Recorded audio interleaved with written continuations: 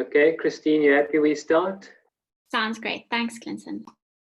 Okay, so welcome everybody who's joined us so far to this Landscape Architecture at UCT information session. We're very happy to have quite a number of people join us today, and we still got a few coming in, but I think we must get going in the interest of time. So to introduce myself, I'm Clinton Hinds, the convener of the Landscape Architecture program at UCT. We've got other staff also on this Zoom today, and they'll probably interact and they'll definitely introduce themselves to you a little bit later as well. So there's a couple of us who are involved in teaching that are on this session too. We've got Msabisi joining us as well, who's our administrative officer. So we've got quite a full complement listening to your questions and so on today. And hopefully we can do a good job of answering any questions that you have. So to jump straight into it, just to go to the main things that we want to cover today. So there's 4 sections that I really want to deal with. So the first is studying landscape architecture at UCT, and that deals with the course. I'll do a quick overview of the course. Then we'll talk about the admission requirements, and then of course the ways that you can progress through the degree or the 2 degrees, because there's different options that open up as you enter the honors degree. So I just want to chat through that. Then we'll probably spend the bulk of our time with 3 people who have agreed to share with us their experience of what it has been like for them to study landscape architecture and then exiting the program and then starting to work as a landscape architect. So they're relatively recent graduates. So I wanted to give all of you first-hand experience from students that have come through the program and are now working as landscape architects. So we'll spend most of the time with the 3 of those, and then we'll be starting to wrap up with the discussion around application and selection. So Christine will take us through some of the most critical things there. And then at the end, we've got Q&A. So some of you have already sent in a question on the forms that you filled in. So I've copied those into the Q&A section. So if you entered a question there, we will answer that one. And then if anybody else has any questions, please that come forward that you haven't filled in on your questionnaire, on your application, your letter to get in, then please write those in the chat, and then I'll ask Christine to keep an eye on those, and then we'll answer those as well in the Q&A. If we don't get to those that you fill in the Q&A, then we will make sure we answer each one of those personally afterwards. So don't worry about if we don't quite get to your question. So then jumping straight in and carrying on with just the experience of being in our building and being a landscape architecture student. A couple of slides to give you a sense of what it's like and what we deal with in our program. So this is a site visit for the course Landscape Systems, and it's our current group who are now working remotely. We had some really nice site visits in the beginning. This was one of them to Hout Bay. And you can see in the background, if you look to the way that the settlement really sits right on and going up into the mountain, these are some of the ways that we can really study the way that landscape architecture in terms of urban planning and in terms of cities, in terms of neighborhoods, how they interact with the environment. So that's an excellent example of us starting to understand this relationship, which is important in landscape architecture. This is a nice crisp morning in Montague. We had a field trip to Montague where we stayed over for about 4 or 5 nights, and we're working in collaboration with the urban design students. So you will work together with urban design students as well as other students. I'll mention some others later. But we do get out. We try to go to some interesting places, and we try to work in at least one trip where we stay over somewhere and we engage with that settlement and deal with their issues and produce some design as well. This is an example again, a workshop with the urban design students. So on the left-hand side, you'll see some of our students. Then center to the right is a community member from Guguletu. And then on the far right is an urban design student. So we're working collaboratively with the urban design students and community members here in our studio on Guguletu. So it's a very practical and hands-on experience that we work as well into the program. But the important thing here is the way we're trying to get our students to deal directly with the issues that really are critical and important at this time, like the conditions that so many people in our country are living in. We're passionate about getting involved in those situations and doing the best we can to sort them out and to help people living there. So in a way, one of the things we do when we talk to prospective students is to invite you to join us in dealing with these problems and putting our minds together to address these situations. So this is another example of an example of an exhibition that we have, a very exciting moment at the end of our bridging course. I'll come back to that a little bit later, where we celebrate quite lavishly our achievements over the month. What I want you to take notice of is the work on the walls or the panels to the side. You'll see a lot of it is extremely carefully produced in that month. It's a lot of work they produce, lots of drawings, lots of grabbing a piece of paper, scratching an idea down. And so it's a fast month of bridging, of learning about the world of landscape architecture and spatial design. So that's something important. If you're not that familiar with our world as designers, that's what you'll be doing if you enter our program, is to working with designs, working with drawings, and that's the most of time that you occupy on your courses is dedicated to that kind of work. That's what I want you to see there. This is a final year landscape architecture student, and this is an exam presentation. You see the panel here is quite a big panel of examiners at the end of the day, and included in that is architects, there's an urban planner there, urban designer, there's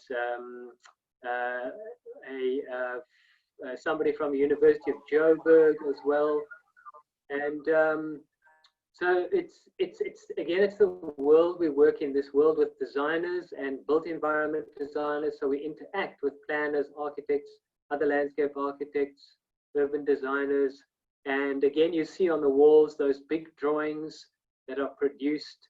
That again is what we aim for, is visual presentation of designs of the landscape and the environment and trying to address the problems that we are facing. This is what it's like being in our studio. So you spend most of your time on design, which is a practical course. This is a studio environment, everybody around a big table, interacting on models, on drawings, talking about projects. So this is where you will spend most of your time. It's in our St. Livers building on Upper Campus. And again, that's the world you're entering into. It's not like an undergrad, for instance, like geography or environmental science or sociology, where you do a lot of sitting in class with a lecture with many other students and then studying and working behind your desk at home. We do a lot of long practical hours. So this is something to bear in mind coming into our degree, that that's the kind of environment you're entering. This is the last one, which is also a final year student. And again, you can see all of the work, a whole lot of hard work that's gone into all of those panels. And this student addressed at the time of the protests we had a couple of years ago. This student really took to heart the concerns being raised by people at the time and redesigned the entire front of our main building, this Startup Hartman Hall, and redesigned that whole plaza to, in a way, to reflect decolonization and embrace decolonization and what that means for landscapes. So we were really proud of his product and how he embraced critical issues at the time.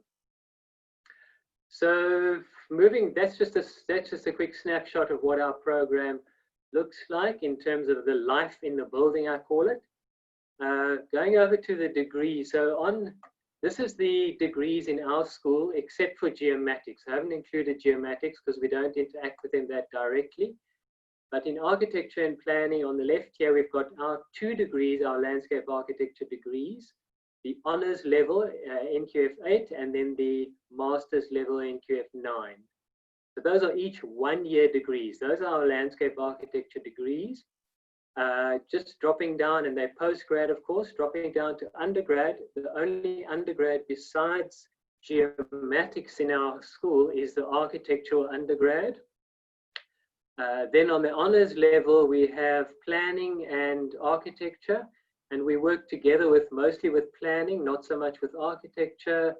And then on the master's level, we engage a lot with urban designers, city and regional planners, to a smaller degree with architects. And then there's also a master's in conservation and the built environment, and we also interact, but also to a smaller degree with those. But these 3, we work really closely together, and that's often how things work in practice as well. And it's really good to know that entering landscape architecture, you'll be exposed to these disciplines as well. What I now want to do is go straight into admissions. So, and what I call pathways, how you graduate, how you move through our structure, and how you graduate, what options open up for you. So at the bottom here, I've now put in here the different undergrads that you can enter our program from. And then, but before I talk about those, let me just quickly reflect on this top section. It's just easier the way I've set it up. So once you're into the landscape architecture honors, and once you graduate, most of our students move straight on to the Master of Landscape Architecture, qualify with a Master of Landscape Architecture, remembering both are 1 year each, so that's a 2-year process. And then they go straight on into the professional registration process and eventually register as a professional landscape architect. I want to highlight that here, that landscape architecture is a professional degree, ending with a professional registration with a registration body that stands on exactly the same level legally with the Council for the Built Environment, with professions like architecture and civil engineering. So you are on exactly the same professional level. That's something people are not aware of with landscape architecture. And you can go to the SACLAP website to find out all of what that means. Just coming back to the honors, you can also exit at this point, and you can also register as a professional landscape architect, just on a slightly different level, a level lower down, 1 level lower down. Other interesting things, so in other words, you don't need to continue immediately. You can take time out, you can work for a while, you can consider your options, and you can return later. Another great advantage which has opened up over the last few years is you are able to enter into the Master of Urban Design, and remember, you're able to apply. You still need to be selected. You can enter the urban design degree with an honors in landscape architecture. So that's becoming increasingly attractive to a lot of people who are finding a way to enter urban design but may not have an architecture undergrad. So landscape architecture is one of the options to enter urban design. We haven't had any students exploring this route yet, but you can also enter into the conservation of the built environment degree. So there's some options that open up here. So for architects, if anybody, for instance, as an example, got an architectural undergrad, in the space of 2 additional years on an architectural undergrad, you can register on this level as an architectural technician. You can register as a professional senior landscape architectural technologist 1 year later with your examination, that is, at least. And you can then become an urban design with 1 year later, and then register eventually with your DSA. So that's just a way to show the incredible options that open through this route. Okay, so just going on to the undergraduate admissions. So how do you enter landscape architecture? So you enter straight into our honors through a Bachelor of Landscape, a Bachelor of Architecture, or any equivalent. So any architectural undergrad that is the same as a Bachelor of Architectural Studies, you can enter directly. You can apply to enter directly. The Bachelor of Landscape Architecture undergrad, which we had in Pretoria, they are moving to a postgrad school only, also like us. But if international students have an undergrad in landscape architecture, you also can apply to enter directly. We have had a number of people internationally entering through that route. So that's the first route. Those are the only two groups of students who can enter directly. The next group is a big group of students. In fact, the bigger group of students we have at the moment is through what we call related degrees. So in other words, if you have a degree which has got content similar to the content we cover here, which is environmental science, geography, sociology, or art, those kinds of bodies of knowledge are similarly related to what we do in landscape architecture. So we consider them related degrees. However, they're missing the design aspect you would have in these degrees. So we've created what we call the landscape architecture bridging courses, which is a very intense 1 month set of 3 courses, which all run in January. So you don't, in January of the year you want to apply. So you don't need to take a whole year out to do these courses. They allow you a very accessible option and a very accessible way to test whether you are suited to moving into a landscape architecture degree by introducing you to the ways we operate in these bridging courses. So that's for environmental science students, geography students, sociology, fine art, or related degrees. I'll talk about those bridging courses in a minute a little bit more. In the last admission channel is for people who have unrelated undergrad. So that's essentially everybody else who has got an undergrad in any other field. You, however, cannot enter directly in. You are obviously able to do the bridging courses, but we do require something like a bachelor's in honors of city and regional planning. That would give you an option. Probably the easiest option in our school is to undertake the Bachelor of City and Regional Planning, because that would give you the related degree, but only for 1 year you'd have to do an honors. Then you'd move into our honors. One of the advantages of that is you can carry some subjects over which we share with this degree. You will not have to do those courses, but you will have to make up the credits somehow. But that offers an amazing opportunity to replace those courses with courses, any courses we approve throughout the university, which will help you to, in fact, tailor-make this degree to your particular interests. So that's an interesting option to come through into landscape architecture. So those are our 3 primary ways you can enter. So covering the bridging courses quickly, a little bit more detail. The bridging courses are 3 courses which happen in January. They happen in an intense 4-week Monday to Friday, 8 to 5 program, and they introduce you to design computing, to design in the built environment world. We introduce you to drawing for designers, and then we introduce you to spatial design. And these are mandatory for anybody who doesn't have a design undergrad, and they really are intense and very rich experiences which allow you then to, on successful completion, to apply into the honors in landscape architecture. They also are, and this you can mention to anybody who's interested in that, open to anybody in the public, because they run as, not as university courses, but they run as CPD or short courses, we call them. So any member of the public can do any of these 3 courses or all of them. And we do have an increasing interest in these courses. So you can mention that, and anybody can do these courses. Even if you have a design undergrad, but you want to touch up on your drawing, you are also able to do those courses. So this is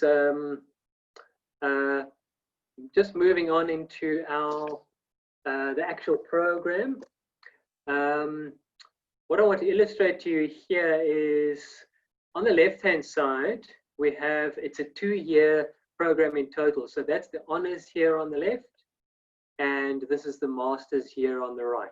These brochures are available on the website, so you can look at them at your own time just by downloading them from the website.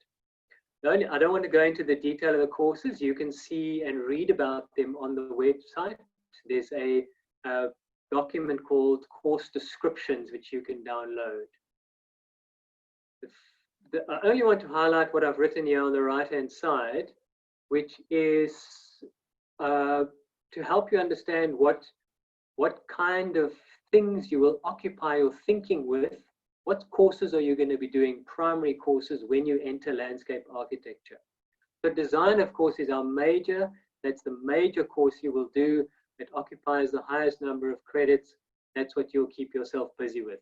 Ecology, primarily. Ecology is another big discipline or field in landscape architecture, because we work with ecology to a great degree, but we don't work with it as environmental scientists. We work with it to understand it enough to enter the field of design with it. That's what we do. That's the exciting part.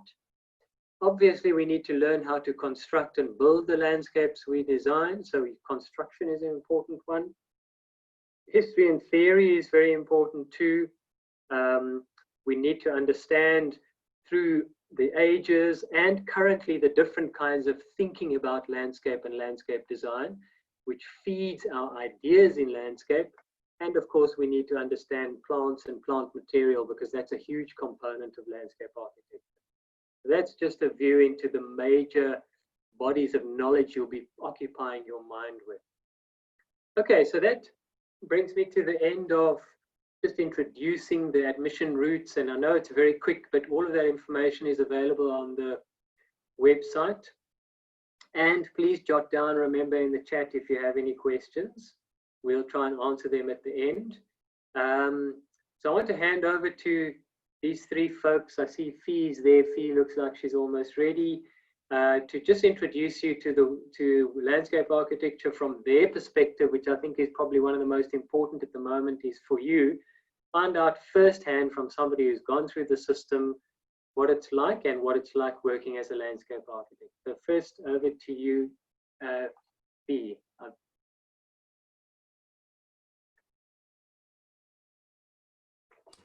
Cool, thank you, Clinton. Hi, everybody. This is my first attempt at ever doing a Pecha Kucha presentation. So if you've heard of that, it's a short presentation where the slides cycle on their own. So here we go. I've woven my information into a bit of a narrative, so I hope you enjoy. Hi everybody, so I'm Fee Smit, and today I'm going to be telling you a secret that I only recently figured out. After 5 years of studying landscape architecture and about 6 years of industry experience, I finally realized, first with terror and then with relief, that literally everybody else is just winging it. In these moments, I'm grateful for 2 degrees in landscape architecture, because studying architecture will never teach you answers, but it will show you some very useful ways of thinking and coming up with new answers, especially when the questions are complex. This is undergraduate Fee clearly taking herself way too seriously.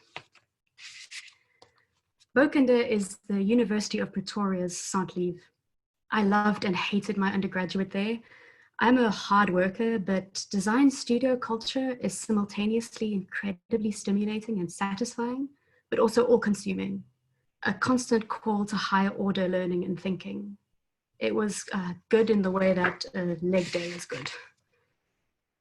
Initially, I chose it because I was drawn to the balanced duality of the field. On the one hand, developing my logical, analytical, and scientific talents, alongside the parts of me that delight in conceptualization, design thinking, and creativity. I also like the idea that it's a profession with a capital P. Now, while it is a profession, I find it much more useful for myself personally to think about what I do as a very unique skill set. Landscape architecture is a wide and difficult to define field. It's evolving all the time, and each of us brings some new dimension and new possibilities to the field. So armed with my own skill sets in its infancy, I took my Bachelor of Science to Joburg and I started working for NLA. I learned how to return successful tenders. Actual design is a fraction of the work we do, is something I learned there. Environmental work is a lot more profitable, and that people skills are very important. It was a difficult year and I almost left landscape architecture entirely, but luckily I found Red Landscape Architects. Francois van Rooyen, the director, is a fantastic mentor and boss. He's still a friend of mine. And during that time, I learned how to laugh at challenges first. I wrote my SACLAP exam, my professional exam, shortly after we went bungee jumping off the Soweto Towers, you can see in the background there. At Red, I learned how to connect design with real-world estimation and costing and bills of quantities. I supervised construction of parks and landscapes in Soweto and neighboring provinces. I did a fair amount of detailed design, graphics, all of these are mine. But Francois saw and used my aptitude for PR, talking in front of people. Our firms are small, so we usually get to do a lot of different stuff. Now, I'm still somebody who believes they can change the world. Landscape architecture has provided a variety of causes over the years, social, environmental, political. And I think that the profession is a significant player in our ever-changing global society. So at 24, I was restless, and naturally, the next step was to grow some dreadlocks and volunteer on a permaculture farm. It belongs to another landscape architect, Liana Janssen, who is also a good friend and happened to be a lecturer of mine at Tux. I took a detour through the Drakensberg, but I was gradually winging it in the direction of a postgraduate. So I ended up at UCT. I wasn't fully aware of it at the time, but all I really wanted to do was write a thesis. I wanted to explore what's meaningful about landscape architecture. Now, while sexy designs, impressive renderings, and pretty pictures are, well, sexy and impressive, I'm a lot more interested in the more intangible aspects of it.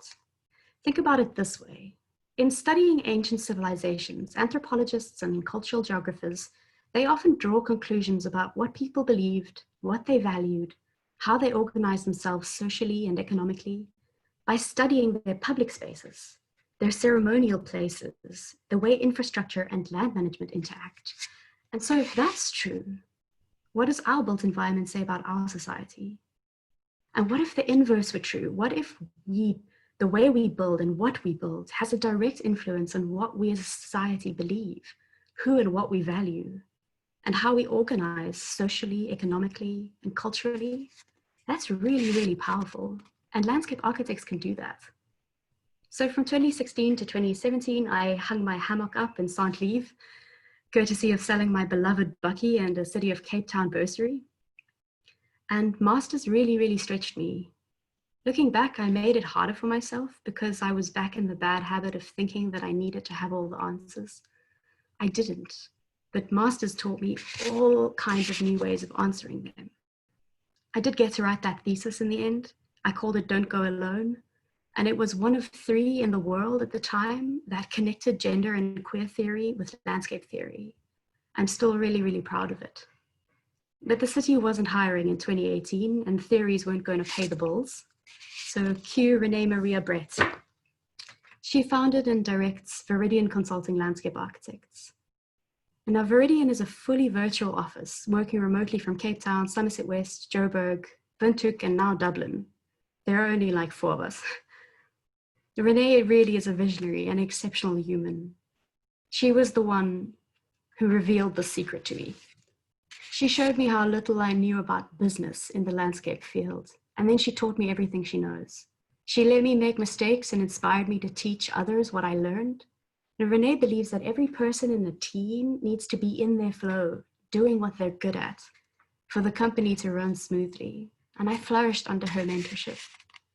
At Viridian, I could defer things that other people were better at, like drafting, and focus my efforts on managing projects and clients, in working with all of the multidisciplinary players that we have in our industry. preparing quotations, and other aspects of professional practice that I really enjoy. Urban and landscape master planning and design guidelines also became my thing, as did visual studies and impact assessment. And so with Renee's support and her encouragement, in 2020, I left permanent employment and I went solo. I love lecturing, and you can see some pictures here of what I do at UCT and CPUT. I registered my own company called Filia to specialize in visual studies and VIA. And I'm on call for 3 firms for a variety of services. I do some private consulting as well. Now, this major diversification in income stream and career path came just 3 months before this global pandemic of the century. And that was terrifying, but I'm beginning to see it as a win. I have no idea what's next, but I know that I have some pretty mad skills, and every day I get better at winging it. Great. Thank you very much, Fee. That's a really nice look into, in a very short time, into an incredibly rich world that you have found in landscape architecture. So that's great. Thank you so much. Then going straight on to Apalele. I saw you on the screen somewhere. Apalele. So Apalele is a slightly more recent graduate who's up in Pretoria. So Apalele, thank you so much for joining us. And over to you. Hi, Clinton. Hi, everyone. Can you hear me? Yes. Okay, cool. I'm not familiar with technology. Unlike Fee, I don't have the pretty mad skills. Okay, hi, everyone. As Clinton has mentioned, I'm Apelele Cengimbo. I just graduated from UCT in 2018, but I'll talk about that throughout my presentation. Unlike Fee, my presentation is mostly verbally. So I'll walk you through, guys, from my experience from my undergrad up to where I am right now. So one thing that I would like to talk about first is, why did I study landscape architecture? Which in any other way, I couldn't lie and say I knew about landscape architecture before coming to varsity. I grew up in the Eastern Cape doing a lot of home farming, gardening, and looking after livestock. So unlike most of us in this video, I was not well aware about what to do when I get to varsity. I only knew about engineering and all of the popular sort of like professions. So when I went to CPUT, I had to go to all of the orientations in the built environment, of course, because I always felt like that's where I belong. And when I went on the open day in CPUT, I bumped into this course called, it was called Landscape Technology back then. I fell in love with it, and then I started with the undergrad there in 2012. My experience at the School of Technology, which is CPUT, back then called the Landscape Technology. We also had work integrated learnings. So the course is not mainly coursework there. You study for 6 months and then you go to industry for the other 6 months. So I spent half of my time doing theory work and then half of my other time doing practical work. And the companies that I worked for during my practical work include Silvest Landscaping, which is mainly maintaining landscape gardens around estate in Cape Town. And then for my final in-service training, I worked with Room to Grow, which is also a construction company focusing on small residential gardens around Cape Town. And then right after that, after graduating in 2016 with the Bachelor of Technology in Landscape Technology, I enrolled in the Master of Landscape Architecture program in UCT, which was a master's program of 2 years back then. They haven't split it up into honors and masters. I studied there from 2017 up until 2018. And I graduated in 2018 with a thesis titled called Appropriating Infrastructure, Learning Through Informalities to Deprogram Transport Infrastructure. And as you have noticed from Fee's presentation, this is where you actually get get into grasp into what you're actually interested on into landscape architecture. And as I've said, growing up into the Eastern Cape and moving into the big city in Cape Town and staying in the informal settlement, I find learning from informalities, which is all of the informal activities happening in the townships. I felt more grounded and close to those things. So I felt like my thesis should be around that. And as you know, infrastructure in Cape Town has been used, sort of like an agency or a tool previously used as a separator or integration tool during the apartheid era. So I thought my thesis should focus on that, and also bringing into the informalities that are happening around those areas, and see how can we deprogram that idea of using this as a device for something which is not good for society, but then using the same as a tool to change how we use our spaces around the city. So straight after that, I worked for a while in Cape Town with Terra Plus Landscape Architects. I think I worked for 2 or 3 months. And then right after that, I had to move into in Pretoria. And at the moment in Pretoria, I'm working with the Department of Public Works under the unit called PMT, which is Property Management and Trading Entity, basically, and which is also under the Directory Architectural Service. So basically what we do is we work with the new government development. We work with existing government houses in maintaining the existing landscape around them, and the building on their own. As I said, we're under architectural services. So under architectural services, we have urban designers, we have landscape architects, and we have architects. Basically, my day-to-day task will be, I'm part of the site development and multidisciplinary group. So in each and every development, you will have your architects, you'll have your urban designers, you have your engineers. So I'm part of that and providing landscape architectural services. I do reports on existing government properties, analyzing the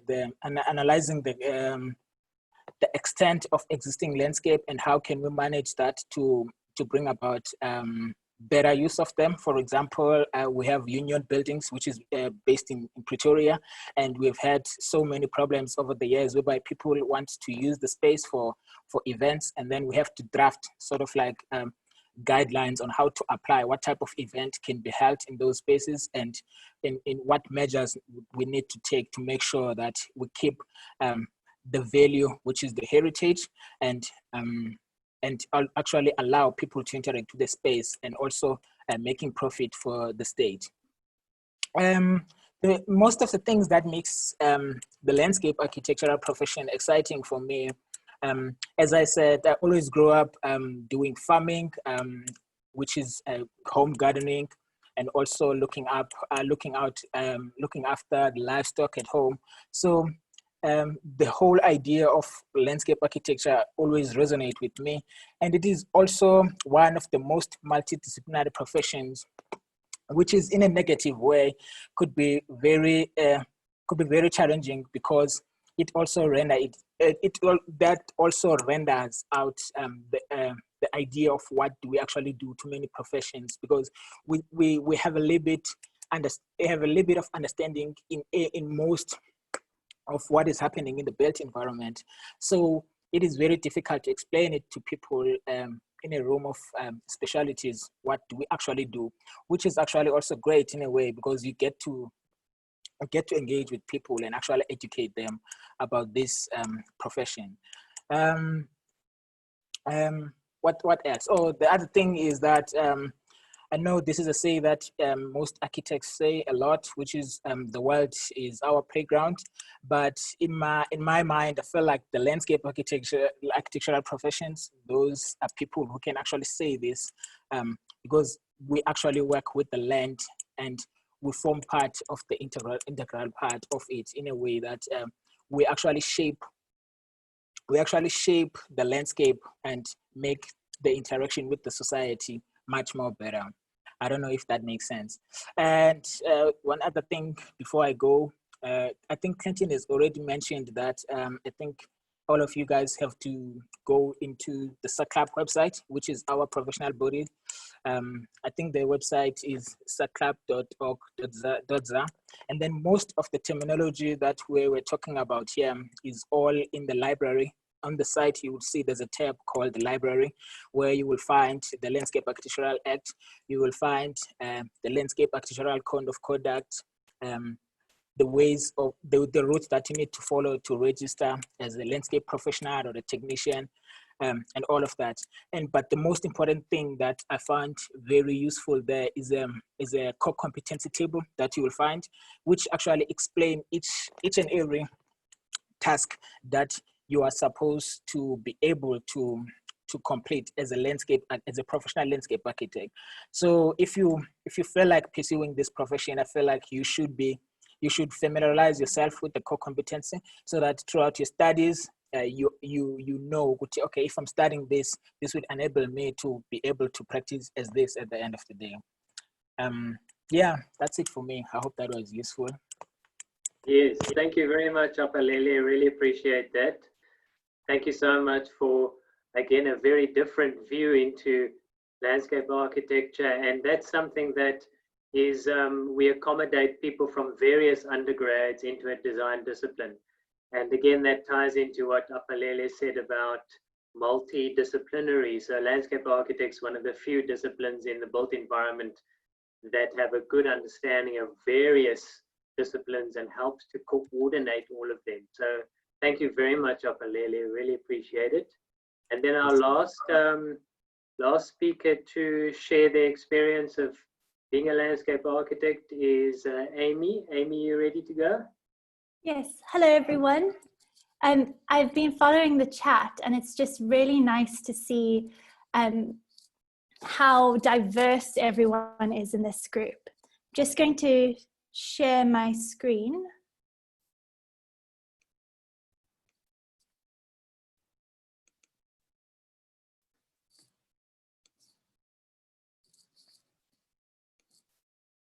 Okay. Has that come up on everyone's side yet?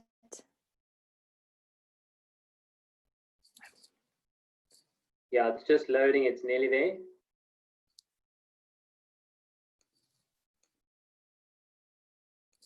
Okay. Okay, excellent. So I'm Amy, and I'm one half of Yes and Studio. If you're confused, I'm the one at the bottom, and Ruben Jacobs, my partner's at the top. And we both have a similar journey to landscape architecture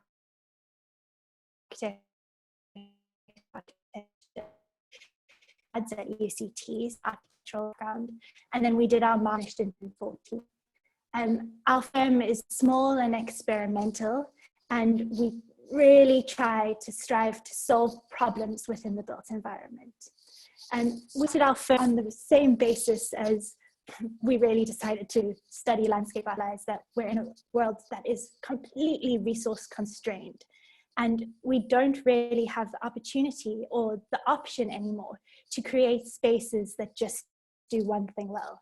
So we really strive to create spaces that are layered, that are complex, that place people at their center, and really try to solve some of the problems that you see in the built environment. So what I thought I'd do is walk you through some of the projects that we do, just to show you the diversity that we deal with on a day-to-day basis, and also how many different scales landscape architects work. So I've borrowed from some of the greats, and I've structured this as small, medium, and large. So our smallest project that we have on the go is a plaza space that sits in an informal settlement. Building on this idea of multifunctionality, this plaza space includes water point upgrades where people can safely access standpipes, and it has a drainage system that integrates sustainable drainage systems into the area. And if you look at this, the larger AXO, you can see that the drainage system also becomes the access route to this large plaza. This plaza really is quite a good example of how we work with people within communities, because it's building on the existing activities that surround the site.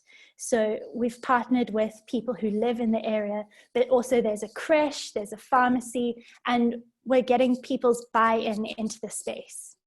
And this is a project that is funded by the Rotary Foundation and actually should have been completed already, but crossing fingers we get to it by the end of the year or early next year.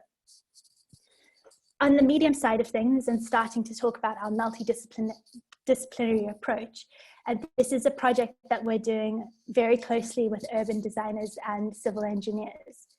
It's a small rural town that has currently a dirt road that runs through it that kicks up a lot of dust that's very unhealthy for the people who live around the area.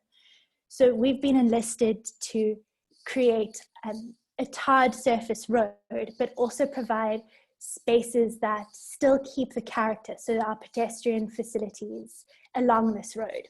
So this is a 5-kilometer road that spans through the town, and we've provided a decently wide sidewalk of 3 meters, but also spaces for people and spaces for nature, because any time that you tar a road through quite a rural area, you're going to drastically affect the character of that area. So we're working with local knowledge of construction and local materials throughout.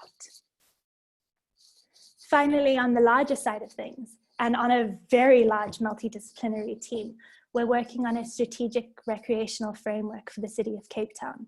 And this starts to talk about how the city can cluster and consolidate their recreational facilities into a well-used, well-accessible precinct, which is very exciting.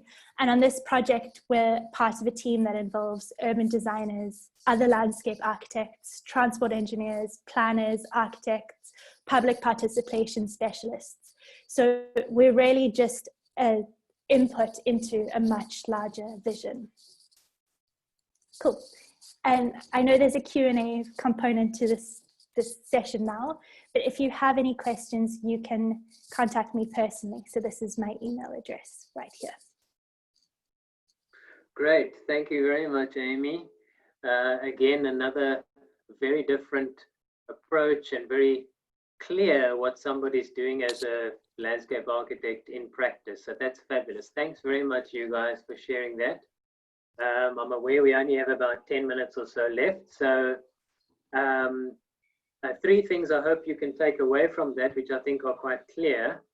The first is that we work in private, but as well as the public sphere. So you can work in government as well as in the private sphere. So you can work in a private firm, like architects work in a firm, etc. There are landscape architecture firms around. Just Google the Institute for Landscape Architects, you'll see them. But we're very excited about people like Apalele getting into government and really working on the ground in hard places where we really need landscape architectural input too. So that's very exciting. Second thing is very multidisciplinary. I think you saw that we touch many other different bodies of knowledge, but also and not only work with other disciplines, but we learn as much as we can about urban design, planning, architecture, because landscape is where these things come together. So, and then the third thing I hope you noticed as well was, and Fee helped us into that world to see that it's also challenging. It's quite tough. The degrees challenge you, and you can see it's because we're ambitious. We're really trying to make a difference in the world and change the world to a certain extent, even in a small way, even if it's a small plaza between a few small houses. We want to change those people's worlds, and that takes a lot of hard work because we've got a lot of things to get to understand and know. Okay, so without spending any more time talking maybe about the degree and the what it's like working as a landscape architect, let's quickly go straight on to Christine, and I'll ask Christine, who's lecturer in landscape architecture as well, and ask her to share with us a few slides about the application process and the application information. So again, you can get the details on the website, but these are some of the key things to take note of. And then after that, we'll go into the Q&A. So over to you, Christine. Thanks, Clinton. Hi, everyone. Thank you so much for joining us this afternoon. I'm so pleased that you could all be here, and I've really enjoyed Fee and Apelele and Amy's talks as well. So thank you so much for that. I'm really not going to be long. This is quite standard information, but I just wanted to run you through a few key points. The first thing is we have put quite a detailed application information document on our website specifically for the Landscape Architecture program. So you can access that on the top right of our website there. So please do go and read through that information. I'm just going to highlight some of the key points in that document for you quickly. So when you're looking to apply for the program, it's all now online. This is actually the first year that we've moved all of this to being online. So you can go to apply.online.uct.ac.za and you're going to upload all of this information digitally to your application. So you'll have to upload your latest university results. And then I've just put a little note there to say, please note by the end of the year, you will need to create a certified copy to admissions office as well. Many students forget this and it holds up their final approval process for applications. We also need a copy of your CV, a 750-word letter of motivation, and a portfolio of design and creative work. Now, for those of you who have an undergraduate in architecture or landscape architecture, obviously we would like you to include that work in your portfolio. But if you come from a related undergraduate but non-design degree, please just upload any evidence that you have of creative work. And we've had some really fantastic submissions from students in the past of things that they've just been personally interested. So it can really be anything. If you want to upload some pottery that you did over the weekend, or some drawings that you've been experimenting with, or anything that is a creative output, please just include that in a portfolio. And because we've got such diverse undergraduate applications, we have specifically not put very many portfolio requirements in. So that portfolio is for you to decide what you think is relevant to show us.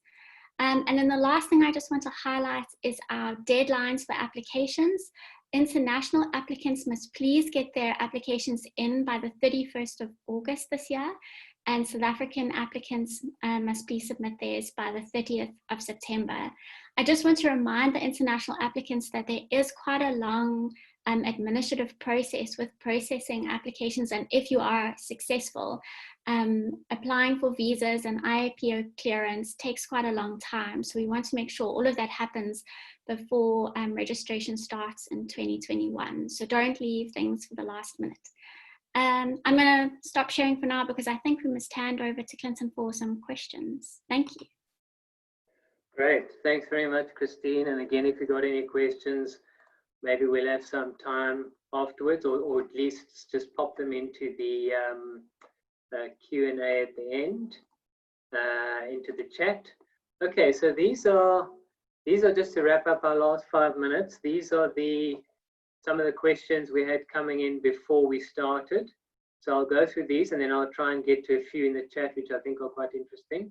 So the first one, is it possible to do the course part-time? We get that question a lot. And so we don't have what we call an official part-time. In other words, you can't work. Sometimes people think you can work after hours and work during the day and then only take class in the evening or something like that. You can't do that.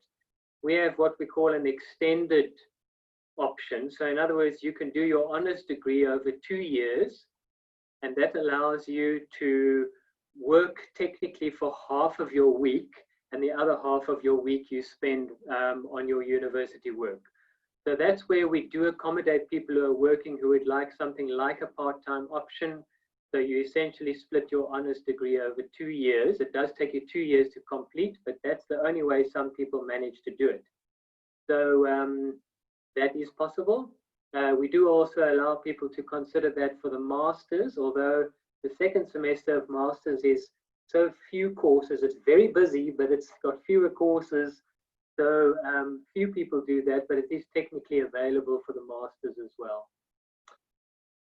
On to the next one. If you have a Btech in project management, can I do my honors in landscape architecture? So to answer that one, and anybody who has what they think is maybe a related degree but not sure, because Btech Btech in project management we would consider as related, although project management, like Fee helped us also see, is a big part of landscape architecture. It's not the only part. So it is related, but perhaps not as related in as big a degree as we'd like. However, I would encourage whoever they ask that question, and if you're wondering about that, rather submit your application as soon as possible and your background, and we can engage with you and discuss your application on a one-by-one basis, because there are gray areas and then we need to look at you on a one-by-one basis. So I'd encourage you to apply. Computer or the computer and program requirements for the entering the honors in landscape architecture. So University of Cape Town has adequate lab facilities, computer lab facilities, so that if you don't even have your own computer, you can use our labs, which are open 24 hours for you to do your work on, and they have all the appropriate programs. However, obviously that is not as comfortable as having your own laptop which you can take home and work with at home. So we encourage people to try and get hold of a laptop, but it's not a requirement. And the programs are, you do need to have more than the normal suite of Windows programs and so on. You need to have a computer that can handle some graphics programs and design programs like CAD and InDesign, Photoshop.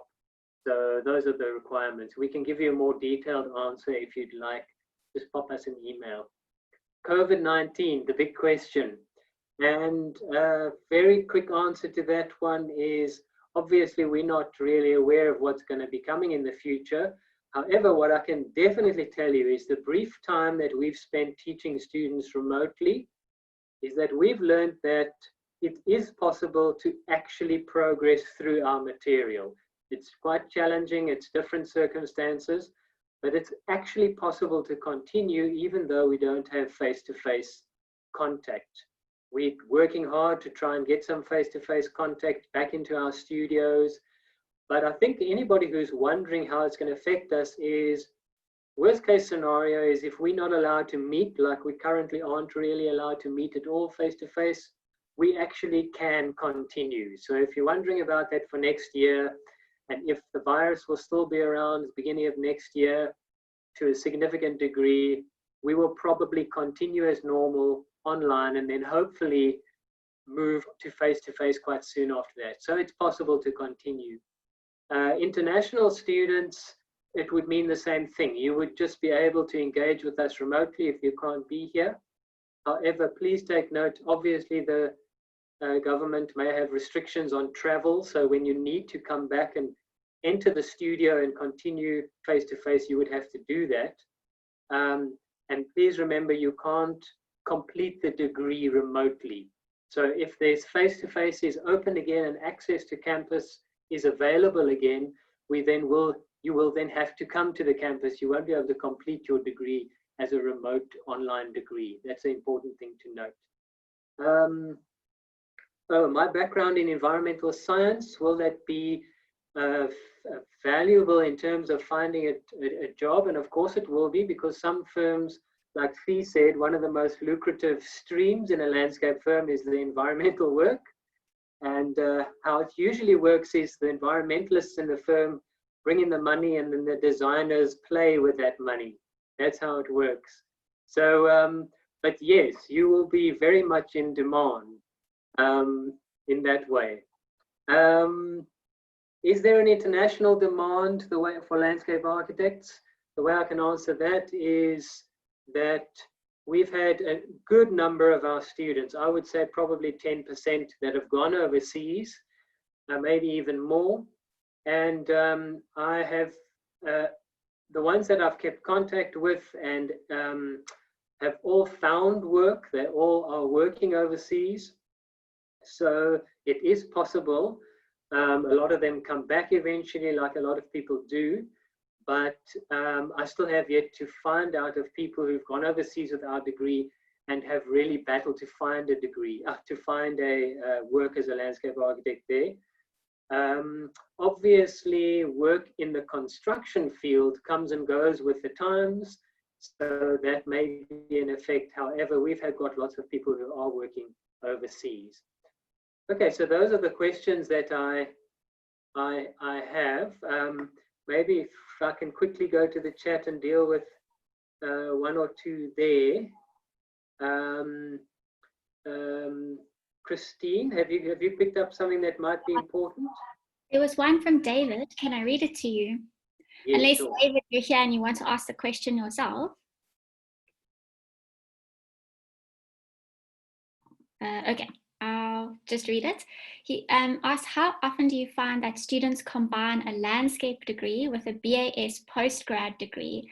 And what sort of advantages does having a degree in both these two disciplines have in the working field? Great, that's a great question. And obviously something that a lot of people from BAS are considering. We have quite a few students who have come from BAS. They go into landscape architecture, they complete the landscape degree up to master's level, and then they've progressed out, and a lot of them, of course, work in landscape architecture firms only. But we have a number that are working in architecture firms as well, who bring to the architects sensitivity for landscape. So it may be somebody who enjoys the landscape but doesn't want to lose their connection to an architecture firm. We've got people like that in Cape Town. As well, in Cape Town, quite a few urban design firms and architecture firms who are multidisciplinary are employing more landscape architects. And some of them, if they still do architecture work, like to have somebody with an undergrad in architecture too. So I think one of the advantages, it opens up your employability to have the 2 degrees as well. So that's a quick answer to that. A couple of other things, if you want to mail us, I can share some more ideas around that with you. Christine, another one? Someone's asking about an advanced diploma in construction management and landscape architecture. Right. Yes, that I'm not sure if they're asking whether they can enter landscape architecture. So you can definitely apply. You will probably need to do those bridging courses as well. But yes, you absolutely are well suited to, in terms of a related degree, for sure. Chris asked if landscape architecture is a scarce skill in South Africa and the demand for landscape architects. I've kind of answered it on the chat, but Clinton, do you want to add to that? Yes, for sure. Landscape architecture is officially registered as a scarce skill. And every time they do a calculation, and there's a lot of landscape architects that are seriously in need. If you look at the government's development frameworks in terms of infrastructure development, etc., it's always very clear lots of landscape architects are needed. We need to continually help people understand, like Apalele is in government, how necessary landscape architects are. And like their small division has grown very quickly in public works. So that's definitely starting to get traction. But yes, the answer is it's a scarce skill. Maybe we can take one more, Christine, then we should probably wrap up there. I'm not sure. Or maybe like, does the department have a specific number of students they take each year? Yes, so we have, our classes are on average probably around 15 students for each year. So we're a relatively small program, which is great because it gives us a chance to really work with everybody individually, especially in the remote teaching context. So those of you who are worried that the beginning of next year might also be remote teaching, again, we never know. We're actually planning on being on campus again before the end of this year. So if we still have to teach remotely, one of the advantages is we've got small groups, so we really can work with people with quite an extended time remotely, and we can make up for the lack of face-to-face contact in a studio environment. But to answer your question, 15 students, it's a smallish class. we will take up to 20, maybe even 25. But the conclusion from that as well is make sure you get your application in very early.